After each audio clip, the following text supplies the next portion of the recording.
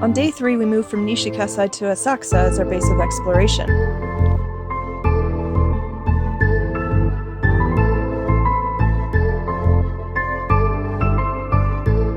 There was one important experience we hadn't had yet: ramen. I found an Ippudo location in a shopping mall in Asakusa, and that's where we had our lunch.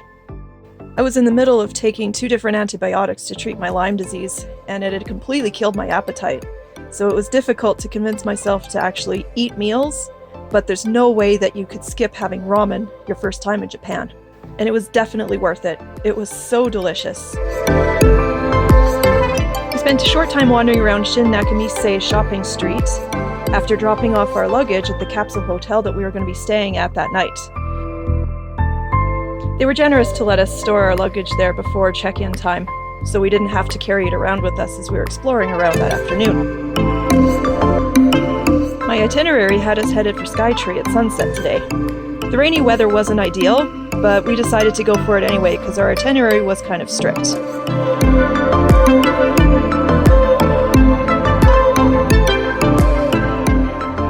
But before heading up Skytree, we visited the Sumida Aquarium. I wanted to see the aquariums designed by Takashi Amano, who is famous within aquarist communities for his miniature landscape designs, and also having a popular aquarium shrimp species named after him.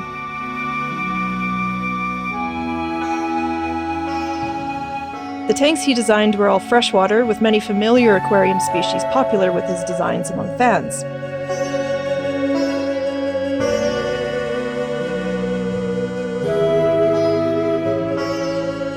Sumida Aquarium is most famous for its jellyfish breeding and research programs.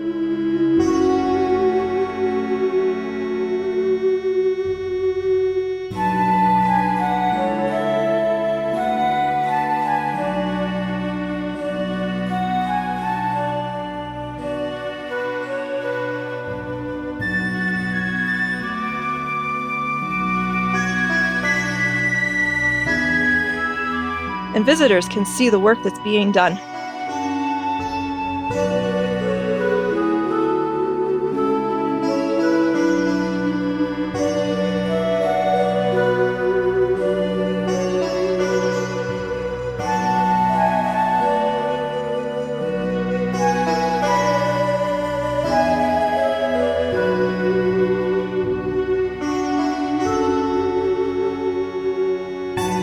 The aquarium had many interesting creatures on display.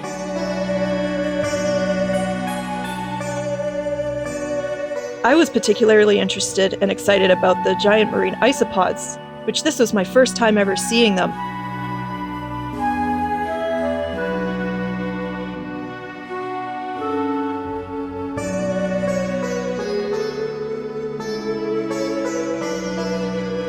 I also really enjoyed the sand tiger shark and moray eels in the giant central tank in the aquarium.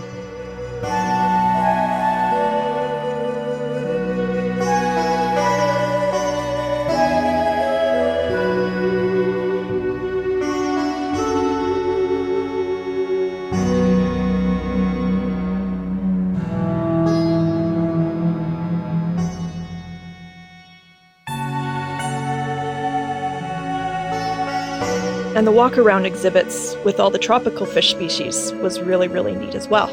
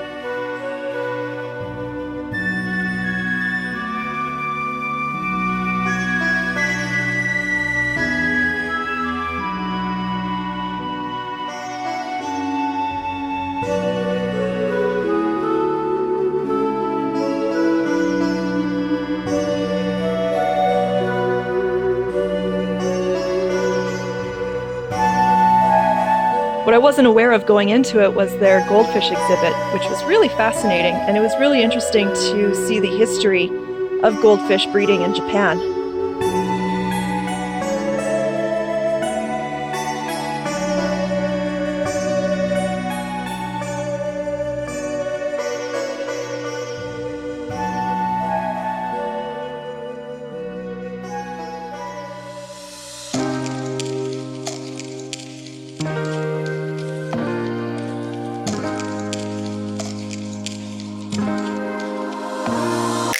The exit of Sumida Aquarium had a long hallway with interactive light displays on the floor, with ripples and beads that reacted while you walked through.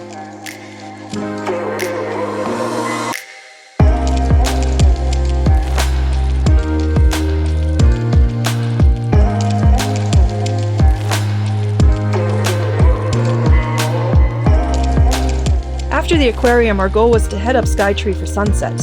But unfortunately, by that time we were completely enshrouded within low clouds and visibility was at 0.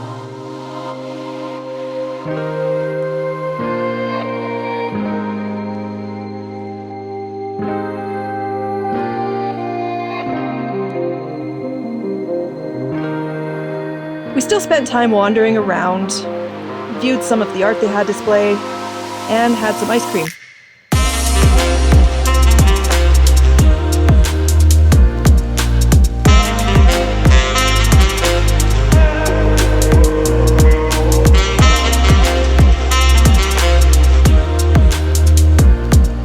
Sometimes you could see through the clouds to the ground below through the glass floor.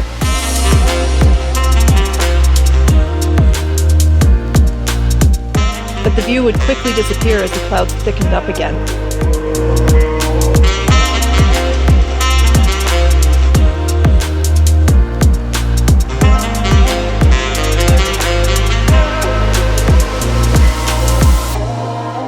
At the base of Skytree was the Emperor and Empress doll display in honor of Hinamatsuri, which is a festival dedicated to the good health of young girls.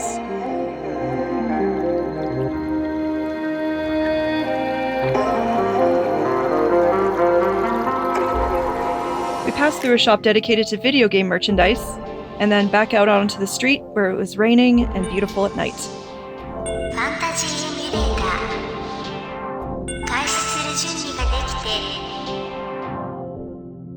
We passed back through Senso-ji Temple in the rain at night, on the way back to our capsule hotel.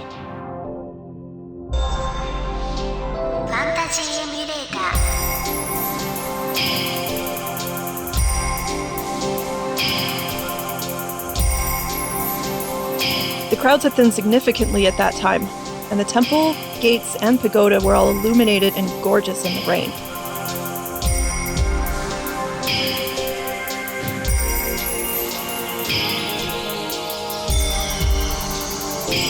We stayed at the Asakusa 9-hour capsule hotel for the night. The pods were really futuristic in design and surprisingly spacious. I had an enjoyable night, slept really well, and was very comfortable. I would highly suggest them.